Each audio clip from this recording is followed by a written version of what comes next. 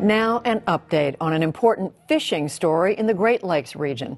We've chronicled the problems that a particularly invasive species, Asian carp, have posed for the past few years.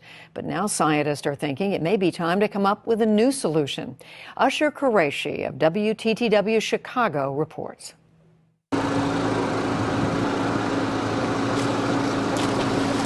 You definitely don't want these voracious fish invading the Great Lakes, but now that they're in the Illinois River and here to stay, scientists are wondering if there's a profitable way to keep their populations in check.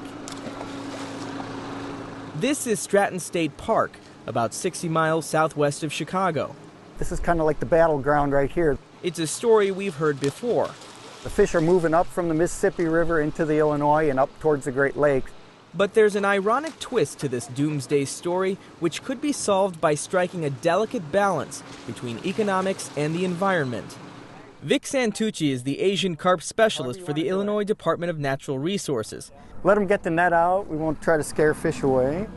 He and his team are evaluating whether the carp can be controlled the old-fashioned way, by catching them.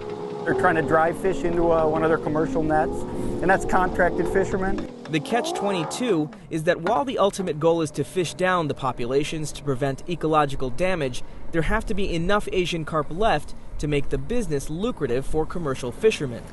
It's really driven by free market principles, you know, how much they can get for fish, how much it costs them to catch those fish, and that type of thing. And then you need a market, what can you do with the fish? Santucci says it's a numbers game. Removing Asian carp from this population downstream prevents strays from making their way up toward the electric barrier in the Chicago Sanitary and Ship Canal. This has been the Army Corps of Engineers' last line of defense to block the Asian carp from invading Lake Michigan and all of the Great Lakes. The consensus among scientists is that it works really, really well, but is probably not perfect. So if only a few Asian carp reach the electric barrier, it will probably repel them. But if thousands reach the electric barrier, some might slip through. Philip Willink, a senior research biologist at the John G. Shedd Aquarium, says the focus now needs to be on developing ways to prevent the fish from breeding near the electric barrier, because smaller juvenile fish are more likely to slip through the blockade. And one of the ways to do that is to sponsor commercial fishermen to go out there and try to catch as many as they can. Today, Gary Shaw is one of 10 commercial fishermen who's allowed to fish these backwaters, accompanied by state biologists. Pound fishing with gill net's the best way to get them right now. It's not a bad haul. He's approaching 50, I'd say. Yep. According to the Army Corps of Engineers, Asian carp are capable of eating 20 to 120% of their body weight each day.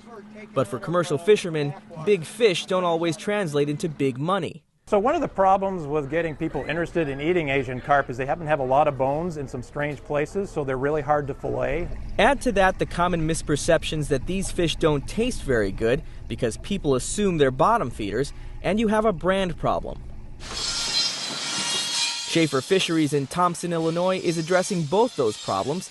Ever since the fish first turned up, the company has been looking for innovative ways to process and market Asian carp. On the fresh side, it would be the Asian community here in the U.S., and on the frozen side, it would be your ethnic communities around the world. The U.S. is the only country that does not eat a carp.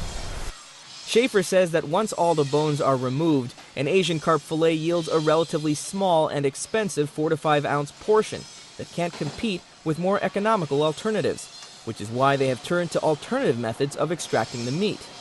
Basically, we run it through a mincing machine, which is a soft meat separator.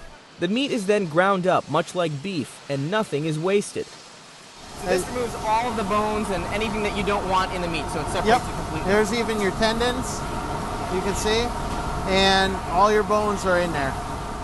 And this will go to eventually become fertilizer. This will be organic fertilizer.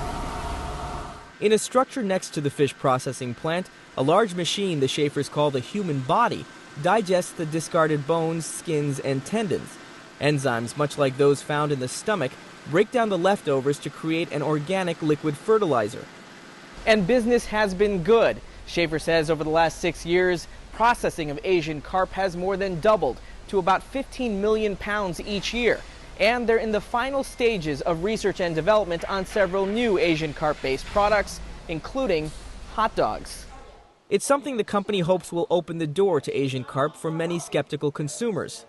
The toughest challenge, I would say, is just changing the perspective and just getting people to try the fish. The company is fully invested in marketing Asian carp products like salami, bologna, and even Asian carp jerky. Here at the Taste of Chicago, the city's largest food festival, Illinois Department of Natural Resources, working with its partners, has found a surefire way of getting people to try it by grilling it up and giving it away. You mention the word carp and people make a face first, and then I can convince them to try it, and then they go into the store and buy it. Free food means long lines and open minds. It's really fantastic. It's really well seasoned and it's moist. It's yummy. People should try it.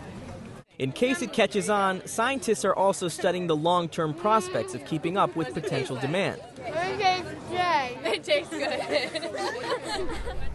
James Garvey is the director of the Center for Fisheries, Aquaculture, and Aquatic Sciences at Southern Illinois University. See, we got some nice resolution now. Yeah. For the last year, Garvey has been sailing the Illinois River and literally counting Asian carp. Using sophisticated equipment much like the sonar on a submarine, the team is scanning the waters. The SIU research is important for commercial fishermen because knowing how many fish are in the water is a good indicator of how sustainable an Asian carp business could be in the long run. If you're not going to make any money off the fish, if there's not enough fish out there, nobody's going to invest any money in it. The hope is that by the end of this year, researchers, government agencies, and commercial fisheries will each have a better sense of their role in keeping Asian carp out of the Great Lakes by perhaps putting it on your plate.